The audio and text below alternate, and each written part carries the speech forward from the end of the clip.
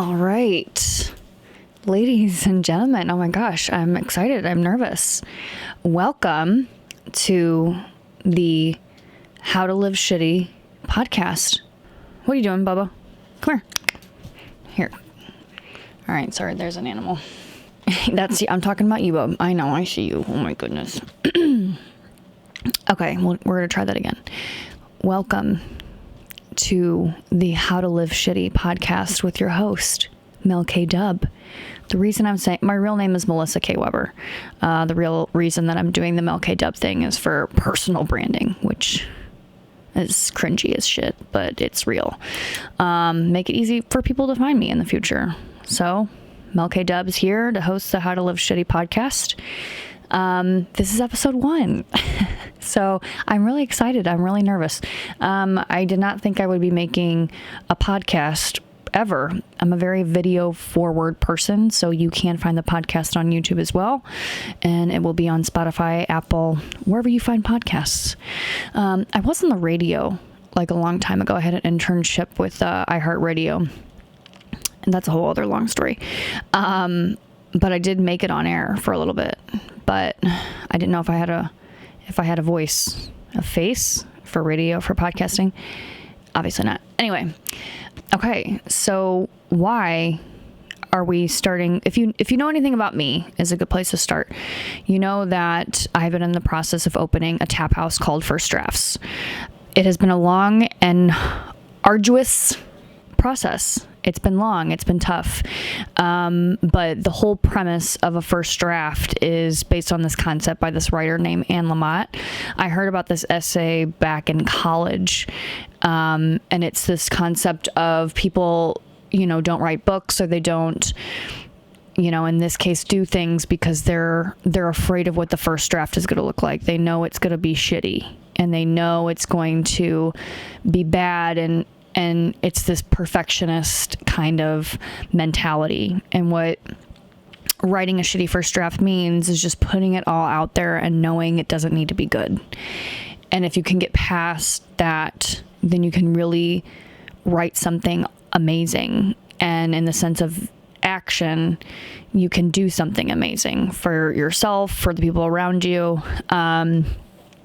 And when we were trying to come up with the name, shout out to Nicole Crupella. She's actually our first real guest, which is exciting. When we were coming up with the name, I didn't even know. I knew the concept of First Drafts was the thing that I wanted this tap house to be about. I wanted it to be about people stepping outside of their comfort zones and moving towards their dreams, knowing that there's, you're going to look stupid. And no one cares. And it's great. And it's fun. And you're going to have an amazing time. And what if there was a place for you to do that with other people? Which is where the entire thought process of First Drafts, a tap house, comes into play. There's a physical space element to it where we can gather and do things as a team or as a club. And so all that to say, there's a lot that goes into trying to continuously practice what it means to write a shitty first draft. As me and a dear friend, again, shout out to Audrey, a different person, is trying to just live day to day, knowing that there's no you're healed and then you just move forward and everything's fine going forward. This is a practice. Practicing being brave and practicing stepping outside your comfort zone when you know it's something you desire. And desire is a whole other rabbit hole that we're excitedly going down. Knowing it's a practice, and that when you're practicing something, it is always better to do it with other people. Or to know someone has your back, or to know that you're not the only person feeling this way and that you're not crazy. And I'm hopeful that what the podcast can do is highlight stories of people who aren't just thinking outside of the box, but acting outside of it. This is about action.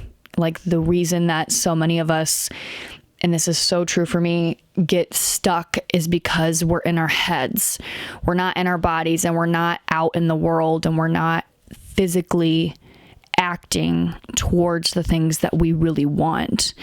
I know I can go into these spirals. I call it the dark place. It's a Grey's Anatomy reference, but I can go into these rabbit holes of rumination and overthinking and wondering if I'm fucking my whole life up, and imagining scenarios that are literally not reality. And when you can find a way to get out of that and start acting, even if you don't know what it's going to lead to, even if you don't know what the draft is going to look like, it will change your life. It will change the way that you operate on a day-to-day basis, and you will feel more alive in your life. And I know for me, I spent a decade of my, all of my 20s essentially in this weird robotic like haze that I knew I wasn't living, but I didn't know how to get out of it. And so I'm hopeful with these stories, they can illuminate ways that people stepped out of those situations that can help other people, and can hopefully inspire you to take your own action and write your own drafts and not care that it doesn't fit this pretty picture of what people sort of expect life to look like, because what that inevitably does is just make people comfortable. And, there's the tried and true, like, no growth ever came from comfort zones, or there's all these sort of, stereotypical quotes that, I could plop in here right now. What I feel is so fun about living shitty, it completely tears down the mentality that you're supposed to be doing this perfectly, that you're supposed to know the perfect way to be a friend, that you're supposed to know the perfect way to be a mom, that you're a dad, a boyfriend, a girlfriend, a parent. Just like, there's no perfect way to do anything. And us pausing, being alive, is not going to get us there any quicker. And we're wasting this time on earth that we are so, graciously given, trying to figure out the perfect way to live. And this is the anti-perfectionist. I could edit that out, but I'm not going to. This is the anti-perfectionist way. And I hope that it's helpful to people. So the way that this is going to work is, I do have notes. The way that this is going to work is on Tuesdays, you'll always hear from me. So that'll be 10 or 15 minute episode. A lot of times it's going to be prefacing what the Thursday episode will be. Thursdays, the goal is to have a different guest. Maybe that doesn't happen every time, but there will be 2 episodes a week. So this bitch is going to be making a lot of content. If you know anything about podcasting and or content creation, that's a lot. But I do have a really good intuition about this, and hopefully this connecting really well with people. And I'm hopeful it can further the complete idea of what a first draft is and what that means to live that way.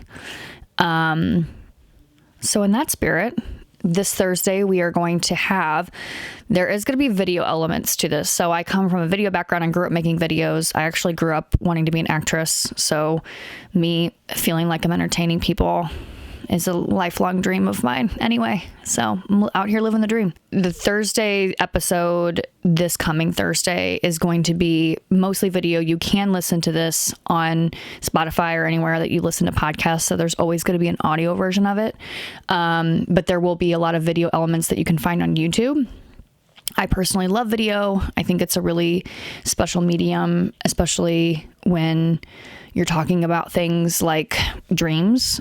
And so I'm really, really excited about this. I'm more excited than I anticipated. I have been in marketing for the last 3.5 years, and it can be an exhausting thing, but this feels like in such alignment with who I want to be and who I hope to help people, how I hope to help people.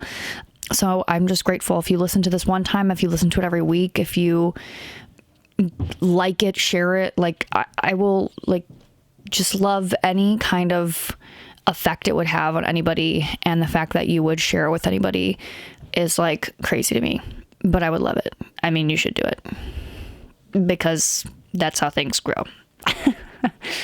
But anyway, I also just realized I just ate food. It's very possible that I have shit in my teeth. So that was really good though. So I'm not going to re-record it because it's a shitty first draft and I got to live that authentic. I have to live that authentic life. You know, we out here.